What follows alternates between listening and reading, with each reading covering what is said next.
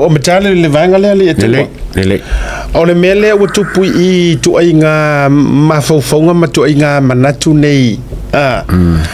ole au mai ole tau mawhai fo ile le e whaasao se mea ole awa umana whai atu e le sao au te leilo e tangata le na fui mono po o se loia po le alo na what's his or her. I tried to look up the person. I couldn't find much. Tato te le mai loa. Wai e upu mwhasa moa e tonua o yo manatu. Or fisili sa tauna fisili e fo ile tustusinga le ale tangata po ai po somebody or nobody. Ai se ana tau le fisilingi ai ina ua toe tofia e fia me malana kia take a government whaurulunga. O matanga luenga, which is e soli tula fono I lalo le tula fono. E le te tau, ise kia take a government. Po se malo tausi, ona lato to e whaia ni tofinga, pe whau popoina ni tofinga whapena, se I vanga na ua ato tuan malo si anga o le kapeneta. Mara tuala le iei whaurulunga I peiro official parmia. Ma le whailau tusi o le parmia, maniso tofinga whapena. Leana to tango lava fia me to le winga la te tala ele mfaina to tu sia nga mea ele mfaina fa ale yo to mana tu mai ore upu fa ma fai me uma ya wa ele nga ngana la au mai e pule ale pale mia ia o uma fo yo na fa manino atu ele tato por kalame va en ore tu la fono la e pule sa o loko ya ka pengeka leanga o kofinga ya e pule ai le pale mia male kabineta ole upu fama mafa saoa nga uma le konkalake a awa pa au ia yulai leanga o mele watu ole la au mai le temporary extension mafa pe mai e malo siatu na ilo lau full time leanga le kaimi leanga kofi mai oi no o lau konkalake ia I le koru kausanga lea te tula I se whaurulunga o se matanga luenga. O le malo si anga e koru kausanga. A whao popo loa singa extension. O le whao poponga o se mea whaale tu mau. So ilo la te tonunga. O ke li lupo la mela ako o mai e fua. Ma wha mafa le vale tofinga ma le whai unga le ua whai er kapeneta. O fai unga o tofinga le na fa popo mai ia komisina o se mea fa ale tu mau se ia mai al fainga palo ka kele ma maua se isi komisinga se ia moses komisinga fo o le foi sa tu por mele mo le ia tau le tu mana tu le foi na uma mai fo ia kai fa ale ku mau mai fo ia man tu o mona lisa le sa ia te inga fa ale tu mau ina o te uma waru e se ia fa ma vai iken kaio oi o ele uma le konkarake iken kaio ai ngaru e se ai longo loko foki e fo inga wala talata na ile taimi olana e mai ai o la le winga fa mtalang e ye me unexpected o maenga o laita o to ilalo o le pule fa maru ale kapeneta ola unga kirkiro ye ile mele ai ola mai fua e fa mafa tele le mea ile se mea matua tele ola foi mafa ko apala yo pa la mafa ko apala wa fa ya so ya e te toi apala ya la uto fa sa laule nga fa komisina mafa ke le nga ile fu ko apala o fa wa wina la filinga ma to ha hinga oi o mel ngai pule her ka pinge ka ya la tu ala una ali etu o kelo kiro kele ka ka ku singal ka opu wala ngai foringa ma ka ka ele follow le me akola o ka fa ke ngora observe I o nga ola ko publishing se finga ngalo po se mangako fa ka wa I mea o ka ko wo fa fi ko ki akole lu ba so ka ko karmoin le fo ko la ngoma mea wa renga kulile komisinga e pule la minskara ko e marka pinge ka wala ko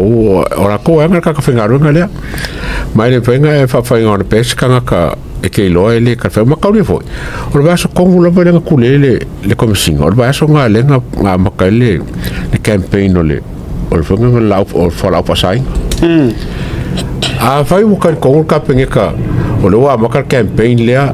a ka ngaka lea ka singe ka ko le siri o nga fale ko ngole li fonga ngele li fora fa sai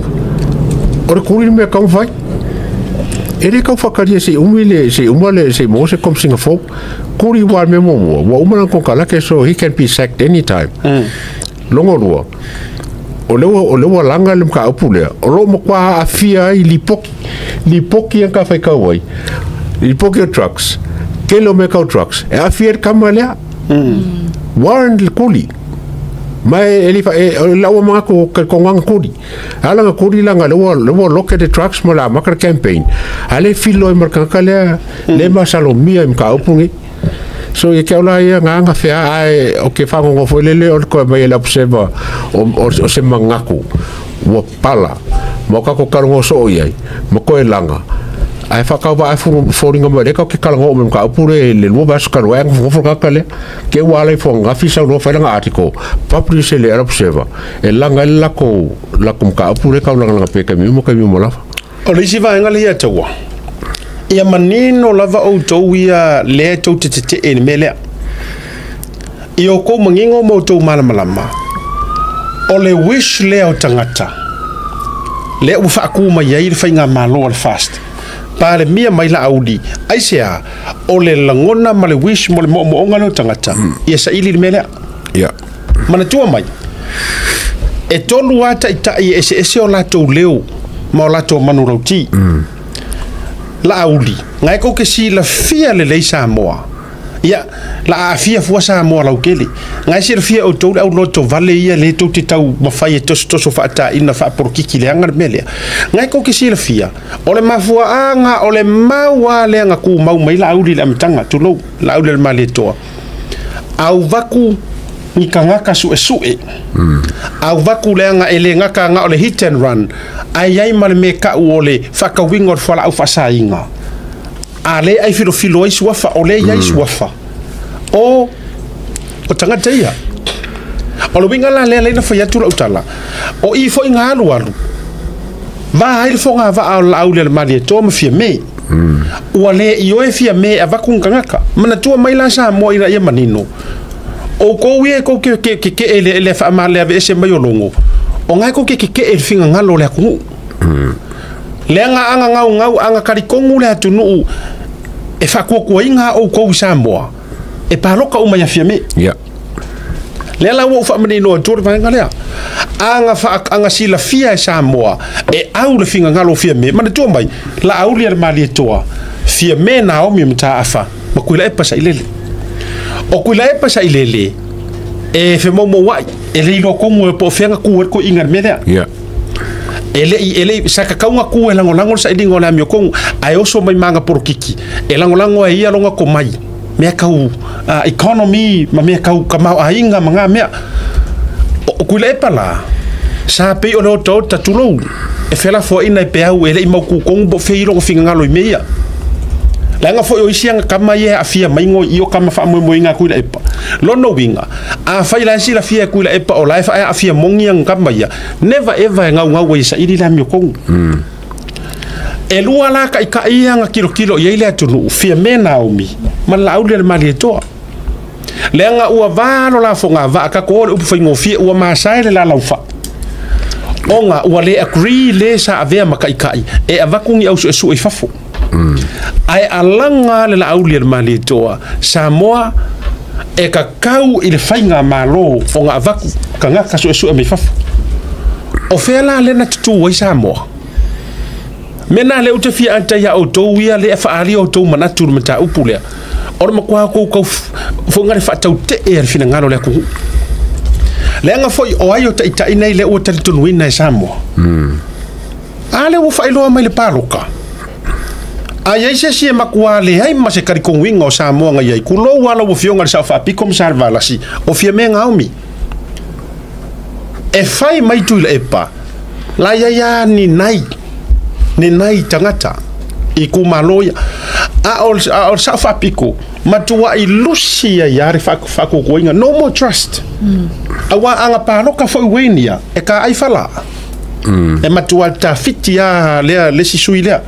o le ale winga o fa mtalanga le to fetu langa o manatu e vange kongu mai lunga mele le ai fai manga ku kuai le au fa tau te e ai me se fo ile loa society mala to fina ngalo o ko fa ka ke eranga male ai tui ile fina ngalo le tunu o le ale fina ngalo le ku la aver makolangolango la auler mari toa la aver makolangolango le fast se io mai se sairi meia o to mo mai so o le fa moka ai po le fa po ave ese ai longo o le fulfillment nga o le finga ngalo le tudo e ka kongo ko sila fia it's part of the plan lenga mangole plan se isu mele e fa venga so e ngo fo oi kongi e fa fenga vange mai lunga mea ia pe a fai o le fa lave ya o ma fa se mea mana tua mai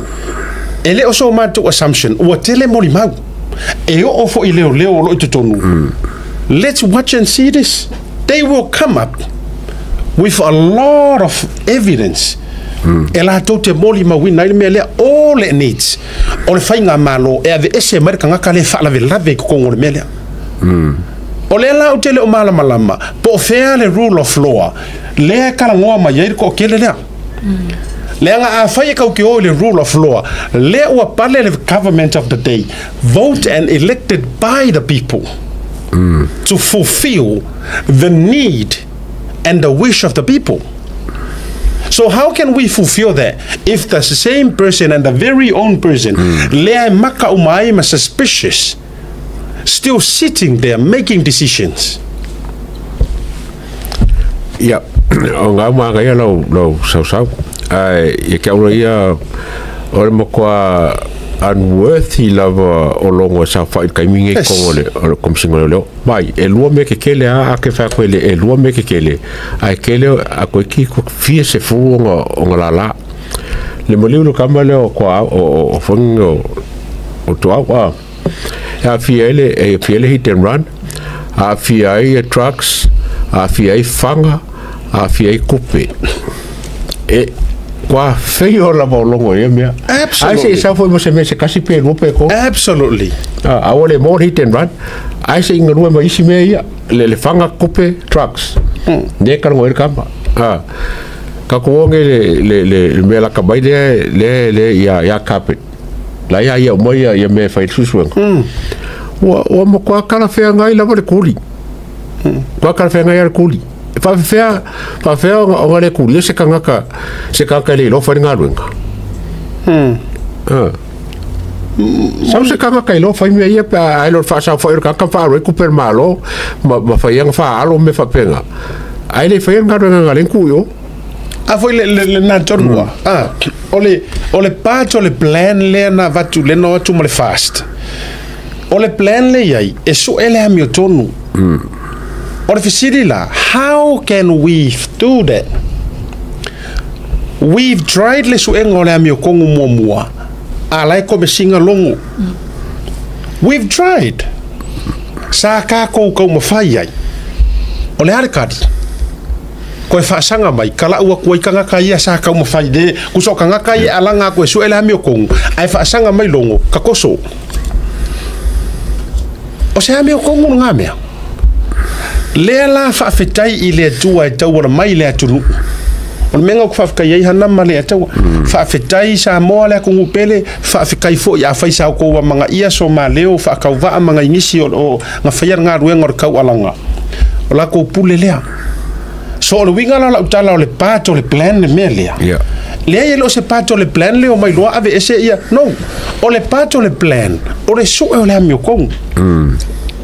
that is the reason o ke karikong wa ya na pa lota o mai sa mo ko kele okay la uler mali ko wa mako karikong e yai le mele le o sa o fa mai ya oe ma fia me mala audi oi sorry ma tula epa le la mako filfilia oi wa o markelo kausanga sa mako fa mo ya kula epa fa kai longa ilonga kai mi wa uma le na mai sitai mi le ale uma ko va ya kunga wa fa bo vesi ai ma fu mai o le mi ko ngula va ngai alenga aver maku faku kuanga ya fia me malongo mkanga duanga leo aisau fail le hit and run, fail le drugs, fail le conspiracy to murder. Le kaupule fao leoki ma liu le si leo si ngia o makanga duenga fail fo inga sesuenga ma liu waku isi leo ko far kaimia vai kaimia kasi le aise mea mai ka ko nga o mea fail saule ma liu ole professor ngai fa liu le fu kaimi vave fail mai ole ala lo to mala mana ye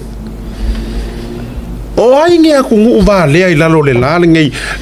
nga o me feio la me fire como singa ai sanga ko ai ko manga nga e pui ko ke manga nga ko pui I fa ngofo I ala ofisini la le atu a fa fe ngai la ngai fa va yaso ai a kwa fonga tu ai la mi tonu mama tua avela yai se malo si anga ma se ko mai ya Samuel le wa kulo ya fa masanga le wa pale mangir kemi alu ngai la so ka ngor va kele ai ma fai afa masanga Samuel nga come with evidence ma turn around na me le ngi fa va yes ai mo sifi ala lo fa ko no vinga nga fa ko a tato walu nei la ma tau fai ko kusi ngai o ko ia ko ke fiaka mamai ma ko fai mai o lea politics overrides principle o a umanga ma meu ko kuskusia mai a fai ngai la le tau fa tau matatau ma le tau fa popoto ai ma fai nga turn around like ko singa le o sa fa ngai kai mi ngai mo se fa va yaso e ma fai nga fa popo pe ale I maua if afamasanga Samuel can come up with something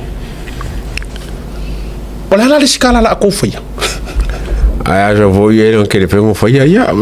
me la nga ring fasa la leva wala fasa la leva no se kan que foi nga yes wa o ala so okay captain ele me foi longo mo le me pico sin foi ngo fio me uma ele ai so longo se das ale vai oki le como foi ko le so nga malanga se le ya fia me fa fera mo foi se me pa foi le so e o le so nga ke le ma fai nga providing le nga e foi de rosa uma media ia ka pauso so ka ale wa sa uma media watch wono ro ko mama fo ngo ka kalule malo